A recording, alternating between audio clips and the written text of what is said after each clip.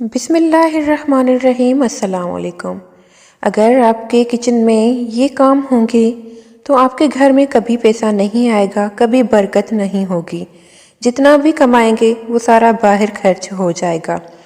اکثر لوگ شکایتیں کرتے نظر آتے ہیں کہ ہم دن رات محنت کرتے ہیں لیکن گھر میں کمائی پوری ہی نہیں ہوتی۔ تو اگر ان کاموں کو آپ کرنا چھوڑ دیں گے تو انشاءاللہ آپ کے گھر میں برکت بھی ہوگی اور آپ کے گھر میں پیسہ بھی آئے گا۔ سب سے پہلے اگر کچن میں آپ دودھ ابالنے کے بعد اسے کھلا چھوڑ دیتے ہیں تو یہ آپ بہت بڑی غلطی کرتے ہیں۔ ہمیشہ دودھ کو ڈھک کر رکھیں، پھر وہ چاہے کسی برتن کا ڈھکن ہی اس کے اوپر دے دیں یا پھر کوئی جالی والا کپڑا ہی، لیکن ہمیشہ دودھ کو ڈھک کر ہی رکھیں۔ دوسرا کہ کچن میں کبھی بھی مکڑی کے جالوں کو نہ رہنے دیں۔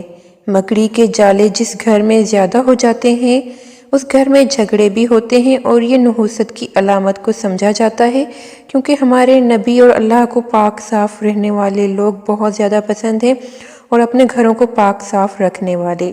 تو کچن ایک ایسی جگہ ہے جہاں پر ہم اللہ تعالیٰ کی نعمتوں کا استعمال کرتے ہیں، تو کچن کو ہمیشہ مکڑی کے جالے سے صاف رکھیں۔ تیسرے نمبر پر کبھی بھی کچن میں میلے جوتوں کے ساتھ مت آئیں۔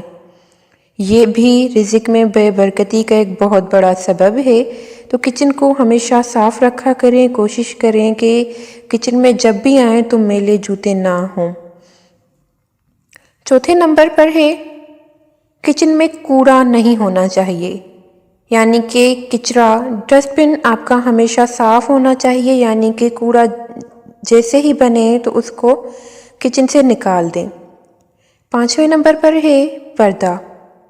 عورتوں کو چاہیے کہ ہمیشہ پردے میں رہ کر کھانا بنائیں، یعنی کہ کھانا بناتے وقت ہمیشہ سر پر دوپٹہ رکھیں، سر کو کور کر کے پھر کھانا بنائیں۔ آخری اور سب سے اہم بات، جب بھی کھانا کھائیں تو دسترخوان کو صاف کر کے اس پر کھانا رکھیں۔ کھانا کھانے کے بعد بھی دسترخوان کو اچھے طریقے سے صاف کر کے پھر لپیٹ کر رکھ دیں۔ ایسا نہ ہو کہ کھانا کھا کر اس پر دانے وغیرہ رزق کے گرے ہوئے ہوں اور آپ لاپرواہی سے اس کو لپیٹ کر رکھ لیں، تو اس سے بھی گھر میں بے برکتی ہوتی ہے اور پیسہ سیو نہیں ہوگا۔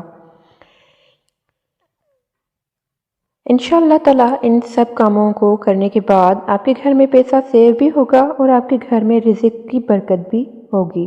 اور سب سے دوسری بڑی بات کہ جب بھی کھانا بنائیں تو اتنا بنائیں کہ ضائع نہ ہو، یعنی کہ جس گھر میں رزق کا ضیاع ہوتا ہے اس گھر میں بے برکتی ضرور ہوتی ہے۔ تو ان باتوں کا خیال رکھیں، انشاءاللہ تعالیٰ آپ کے گھر میں کبھی بھی رزق کی بے برکتی نہیں ہوگی اور رزق کی کمی نہیں ہوگی۔